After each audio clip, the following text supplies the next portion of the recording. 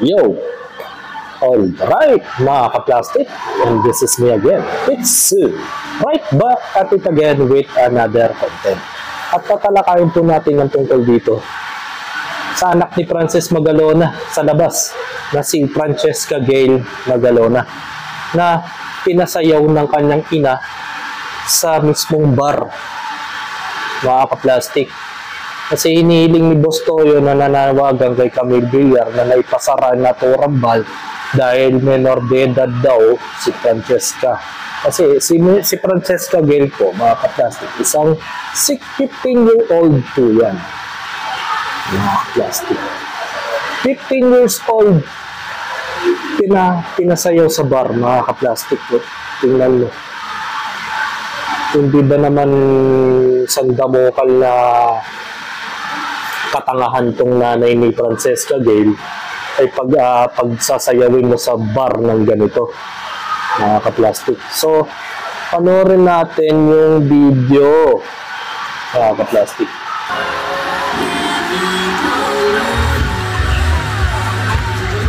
Take note sa mismong page pa ni Francesca Gayle po yan pinost. Pero hinihiling nga ni Boss Toyo na i-delete yung video na yan mismo dun sa Gran Turismo nightclub sa GT. Diba? Nakapost din dun eh. Pero ang tinake down lang dun sa page. Pero sa mismong account ni Francesca Gayle ay active pa rin. At nagmi-million views to, mga ka-plastic. Panoorin nyo po yung video kung paano binuyo ng mga tao at ng nanay niya na sumayaw sa bar. Hawak-hawak yung napakaruming dancing pole na yan.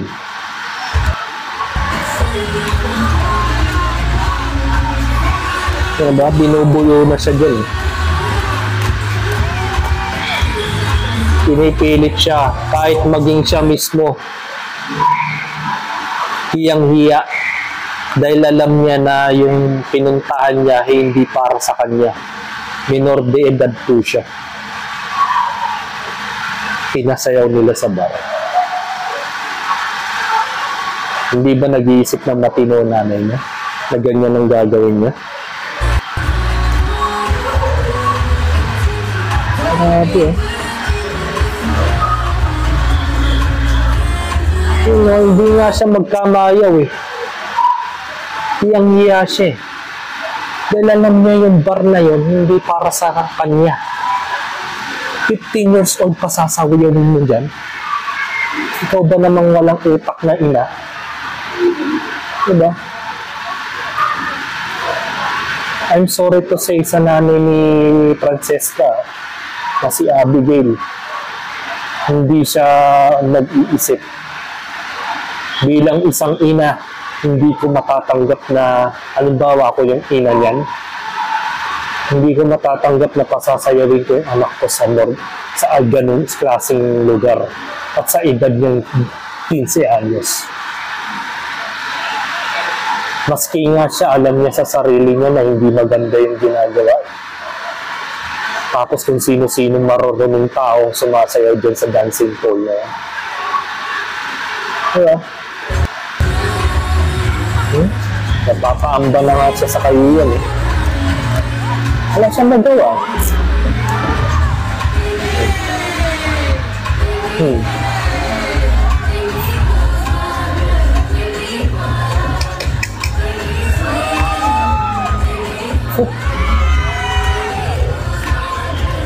Pilitan pa yan.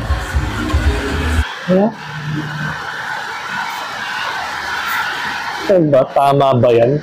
Nanay mo nagpapaano sa'yo? Ito, may comment sa kanyang Facebook page.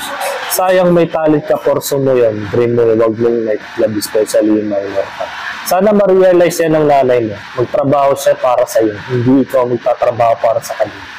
Maraming tao looking forward na sisikat ka din. But now this way, mas ikasasarap. Ikakasira mo pa. Kaya hindi ko rin masisisi yung legit na pamilya ni Magalona na hindi siya kinikilalang kapatid.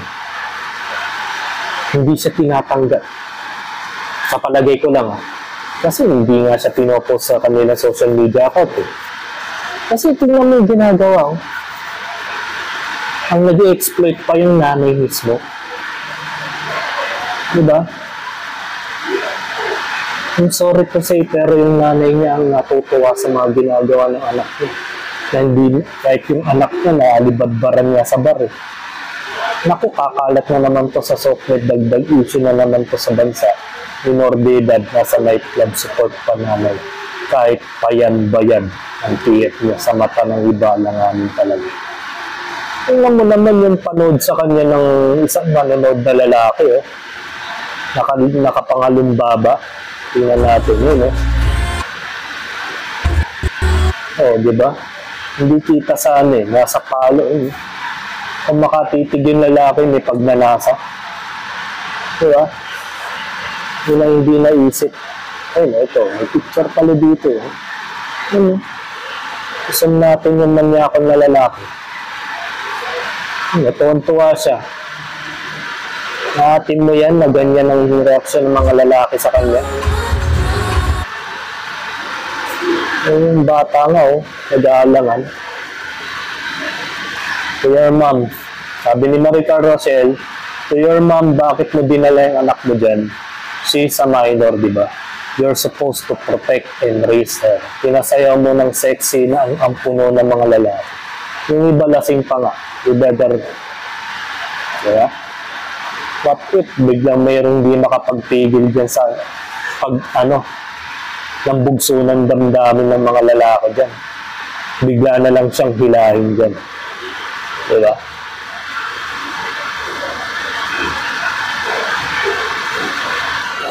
Nakakaya sa part ni Francis M, ito ang babae sa kanya should be treasured lalo na ang dalaga. Siguro may nagbigay ng gawin niya na masisira ang future mo. Huwag kang sumunod sa taong nagpapapunta sa iyo dyan. Kung nanay niya mismo nagpapunta dyan, may magagawa ba siya? Siyempre, PF yan, may pera yan. Anniversary kasi ng club na yan. Tarantadong nanay ito. May matinong magulang bang ipinapasok na minor de edad sa club? Pinipilit pa ng nanay, nakakaawa. Ito yun.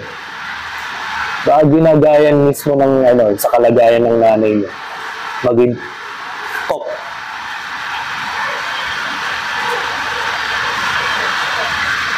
Gusto tong bata na tong una siya nagpakilala ngayon ay wag mo na ka namang sirain ang image mo. Minor de edad ka pa, huwag ka magsasasayaw sa club. Proud ka pa ata na ipakita na sakya sa club mo. Pababata mo para. Hindi ko naintindi ko. Pasasara na sana ang club na yan, walang pinipili na ito. Anniversary daw ng club eh. Kaya nagbigay sila ng minor de edad. Ayan, yung mga lalaking nanonood na yan, hindi natin masasabi kung ano nasa utak yan. Literal na stage mom yung nanay kaso nasa club.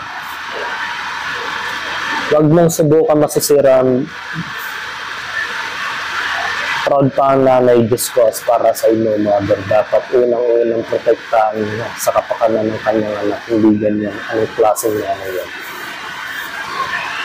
Diba? Ang daming nagagalit sa nanay ni Francesca Gayle at nangihinayang dito sa batang to. At the age of 15, mapapariwara. Pagdating ng 18, may anak na. Mga ganong klaseng pangyayari talaga. Ako, napakasensitibo. Hindi nakakapanghinayang na ganyan ang gagawin mo sa anak mo. Gagawin mo pok-pok. Kaya, nakaka-plastic. Sana naisip ng magulang niya yan. Kahit pasabihin mo katawaan lang yan. Nasa nightclub. So, pakita natin yung nightclub na yan, nakaka-plastic. Gran Turismo. Gran Turismo.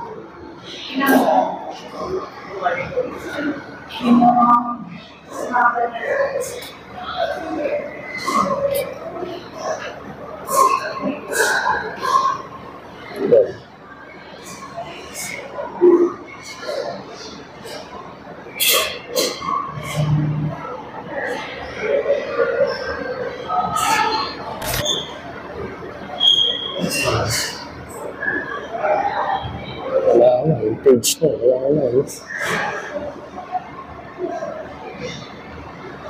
Halos lahat dito, meron ng post na tungkol kay Francis Gale, ka-plastic. Talagay ko na wala na yung Gran Turismo Club. Wala na sa page. Hindi na makita. Diba nakakalungkot? Oo, makikita mo. Yan yung mga pumupunta dyan. Mga kupal na tao. Diba?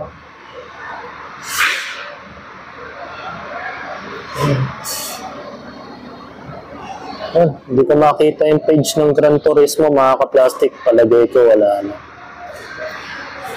Wala na. Ayan. Nakikita mo yung Gran Turismo. Mga sumasayaw, lalaki. Ayan, tingnan mo yan, oh. Yan, oh. Yung mga sumasayaw dyan, yung mga pariwarang nila lang. Diba? So, hanggang dito na lang ang aking opinion. Nakakaawa naman to si Francesca Gale. Binigyan nila ng kahihiyan. Imbis na sa eskwelahan pumupunta sa club. Kawawa naman. Responsable nila. Hanggang dito na lang ang aking opinion. And this is again, Bitsy, lagi nagsasabi, ang mga plastic ay matagal na bulok dahil ang mga plastic ay toxic. Kaya, what's up mga ka-plastic? And this is Candid Commentary Video Live Stream. Signing up. Alright. Mga ka-plastic, kung nagustuhan nyo ang aking video, isubscribe nyo lang ang aking channel. At the same time, i-hit nyo rin ang notification bell at yung all para ma-notify kayo sa aking susunod ko pang video sa aking YouTube channel. Maraming salamat po mga ka-plastic.